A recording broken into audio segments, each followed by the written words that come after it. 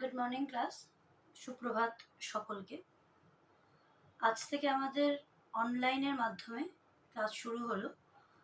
এই গ্রীষ্মের প্রচণ্ড দাবদাহের কারণে স্কুলের যে প্রাত্যহিক ক্লাস সেগুলো বন্ধ করা হয়েছে। অনলাইনের মাধ্যমে আমরা আপাতত যে কদিন এরকম অবস্থা থাকবে অনলাইনেই ক্লাস করব। তো আজকে আমরা পড়ব, আগের দিন যেটা ক্লাসে পড়েছিলাম অলরেডি, নতুন ধারাপাত নামক যে কবিতাটি, সেই কবিতাটি ব্যাখ্যা বিশ্লেষণ অলরেডি করা হয়ে গেছে। এখন আমরা সেই কবিতার অর্থ এবং পদ পরিবর্তন যা আছে সেগুলো করব। অর্থ হচ্ছে অনুশীলনীর 5 নম্বর প্রশ্ন, অর্থ লেখা, যেখানে তোমাদের বইয়ে প্রথম অর্থ দেওয়া আছে অঙ্ক। অঙ্ক অর্থাৎ গণনা করা, কোনো কিছু গোনা, শেখা। দ্বিতীয় যে অর্থটি আছে গণিত। গণিত শব্দের অর্থ গণনার দ্বারা নির্ধারিত। গণিত শব্দের অর্থ গণনার দ্বারা নির্ধারিত। তারপরে যে অর্থটি তোমাদের বইয়ে দেওয়া আছে সেটি হলো নামতা। নামতা অর্থাৎ গুণ করার সূত্র। তাহলে নামতার অর্থ কি হলো? গুণ করার সূত্র। তারপরে যে অর্থটি আছে সেটি হলো বৃষ্টি।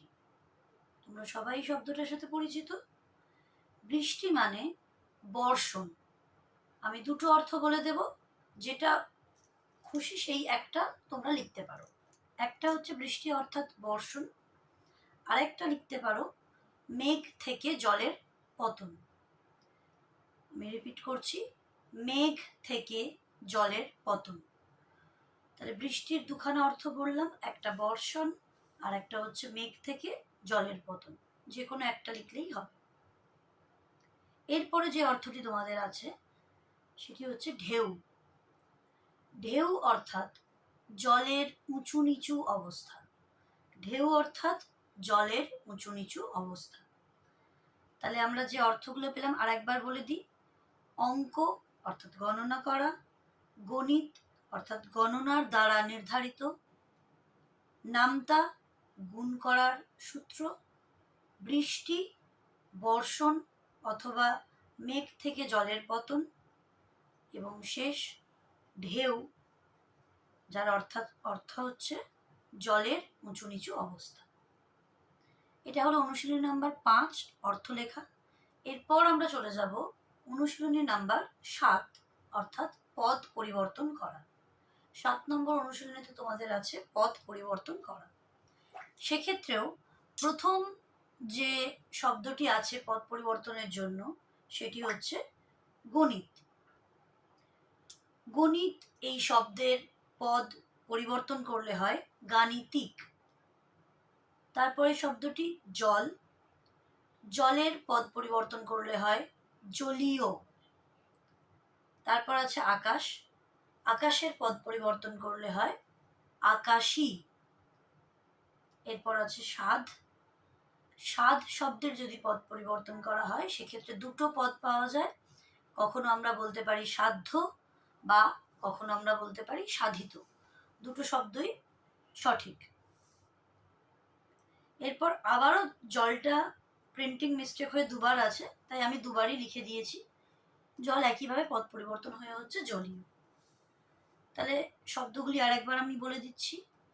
গণিত পদ পরিবর্তন করলে হচ্ছে গাণিতিক, জল পদ পরিবর্তন করলে হচ্ছে জলীয়, স্বাদ পদ পরিবর্তন করলে হচ্ছে সাধ্য, সাধিতও বলতে পারো, আর আকাশ পদ পরিবর্তন করলে হচ্ছে আকাশী। আজকের ক্লাসে এইটুকুনি থাকবে। আমাদের অনুশীলনী নাম্বার 5 এবং অনুশীলনী নাম্বার 7, এই দুটি অনুশীলনী আমরা সম্পূর্ণ করলাম। তোমরা তোমাদের সেকেন্ড ল্যাঙ্গুয়েজ বেঙ্গলির খাতাতে অনুশীলনী নাম্বার 5 এবং অনুশীলনী নাম্বার 7 অবশ্যই লিখে রাখবে। পরবর্তীতে বিদ্যালয় আবার যখন নর্মাল পঠন পাঠন শুরু হবে তখন আমি এইগুলোকে চেক করে দেব। Thank you class.